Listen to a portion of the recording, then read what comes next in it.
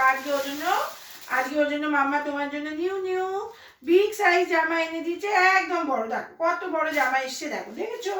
এই দেখো বন্ধুরা, পিনাতের জামা। এবারে কিন্তু বড় জামা কেনা হয়েছে। হ্যাঁ, এবারে দাও, এবার পরাও, এবারে পরাবো তো। এবারে দেখবে পিনাত কিরম বড় জামাটা পরবে। হ্যাঁ, আর এবারে পিনাত একটা ছোট্ট পুটকু একটা জামা পরেছিল। দাঁড়াও, এই হাত পাত সব বেরিয়ে গেলে হবে না, শুধু পিনাটের মুখ বেরোতে হবে।